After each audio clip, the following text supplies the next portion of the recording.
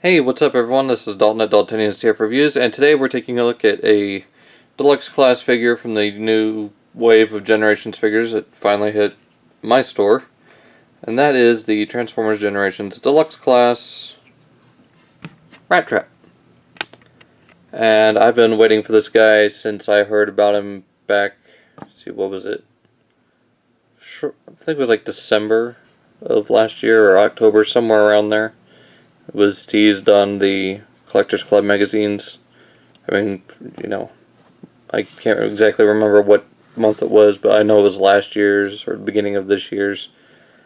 But, yep, got Rattrap finally, and finally, happy to have him in one form or another. And not bad. It looks kind of like a rat. It looks somewhat decent to his original show model. Do like the fade to brown hair on the paint, the fur. The tail, they could have made it a little bit more about to there.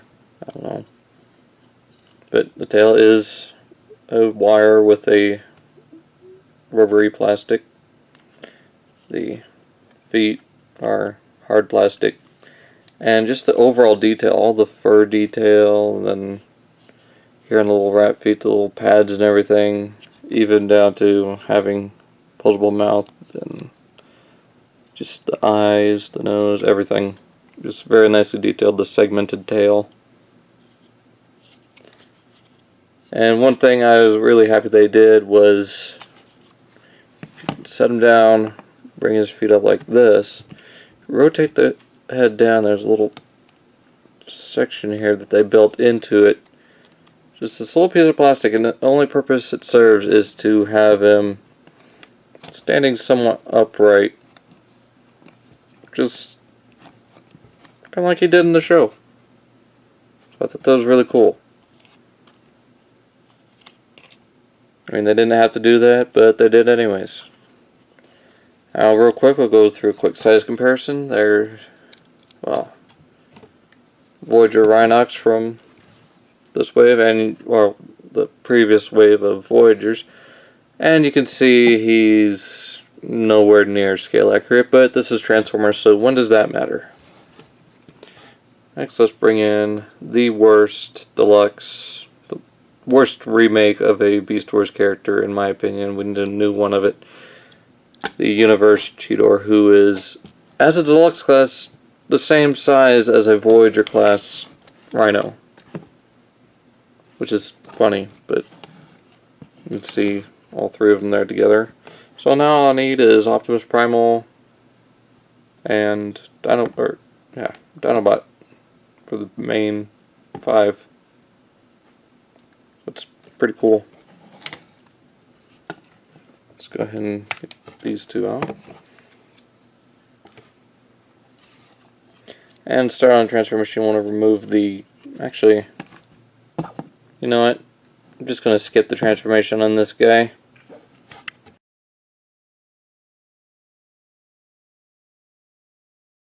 Okay, I'm just kidding. Let's go ahead and get on to the transformation. First, we'll take the gun out from here.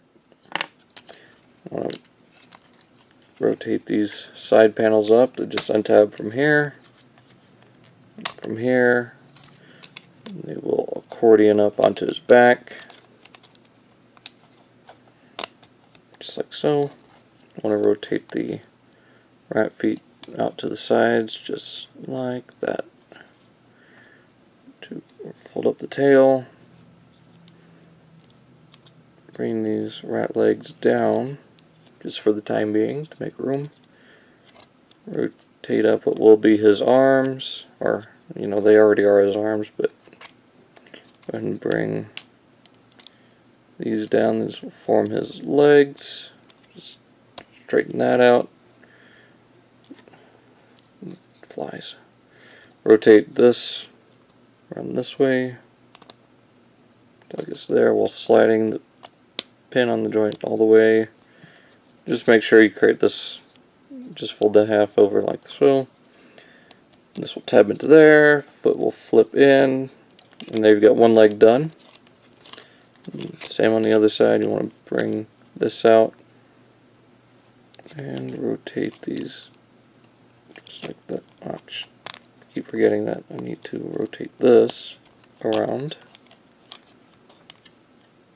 Then rotate this down, fold it flush, rotate the rat foot in, there's that, rotate the rear end of the rat up just like so. Bring his shoulders out, just rotate them down. Rotate the shoulders out. Lift up this whole back section. It'll accordion up just like that. Straighten out the legs. And last, well, almost last, rotate the camera up. Rotate the whole rat head down. Even that little piece there. Fold up these shoulders. Rotate shoulders down, straighten out the arms.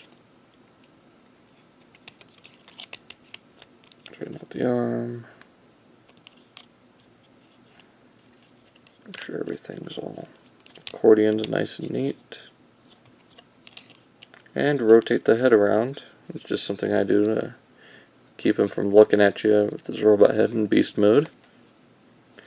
And there you've got Rattrap in robot mode, and looking very show accurate as far as I'm concerned. There's just a couple of little minor paint details that could be changed. Other than that, he's very accurate. I mean, down to having the gears molded into his shoulders that he would have in the little original toy, since it was one of those little spring-loaded transformations. He's even got the little maximal symbols down here on his forearms. And, you know, a little toe molded in and painted. But yeah, not a bad looking figure at all, and I'm happy, again, to finally have him, and you can see one of the little gimmicks there. Take his rifle here, just kind of this smoky, translucent plastic, and you can split it apart into two different weapons. Those who recognize any of the episodes, he did kind of use this as a welding torch. I think it was the Agenda Part 2, I want to say Part 3, that he used it to cut into Ravage's ship. And then this little small rifle just fits into his hand like so.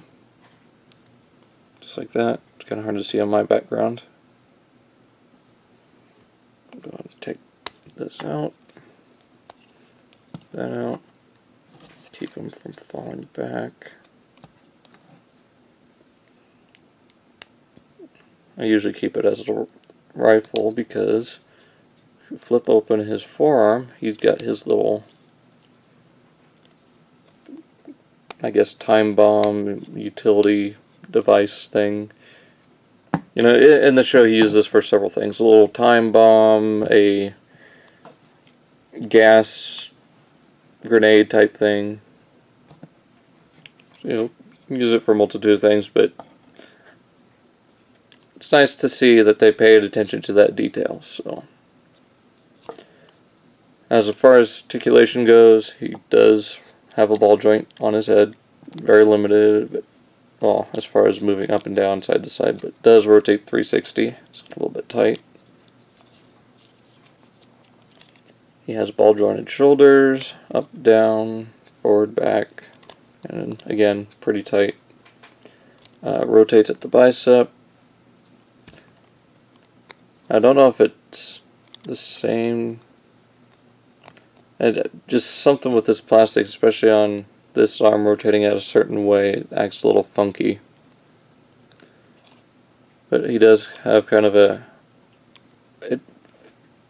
little bit while you're rotating it, it feels sort of like a ratchet joint, but it's not ratcheting at all, so I don't consider a ratchet joint. Nothing at the wrists, nothing at the waist. Ball jointed hips, albeit a little bit loose, so I might have to fix that. He does have thigh movement. Bends a pretty good amount of the knee, about 90 degrees. Nothing at the ankles. Yeah, not a bad little deluxe guy, and worth it so far. Let me get the other two guys transformed, and we'll take a size comparison. Alright, and we're back, and here we've got Voyager class Rhinox and Cheetor. So you can see they all scale together nicely. You just need, again, Primal and Dinobot. Maybe a new mold for this and a remold of that for Tigertron. Come on, Hasbro, I know you can do it. You've done these two, and you've pulled them off very nicely. Just give us a new one of him and a new one of Tigertron. Let's go ahead and get him out of the way, and I want to see if something will work here. I've never done this on my own. I want to see if it'll work here.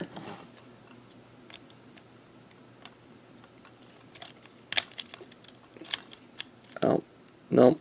Thought you'd be able to grab Rattrap by like the scruff of his neck and just hold him up to shoot like the original episode. Oh well. It was worth a shot, and worth a shot trying it on camera. So let's get him out of there.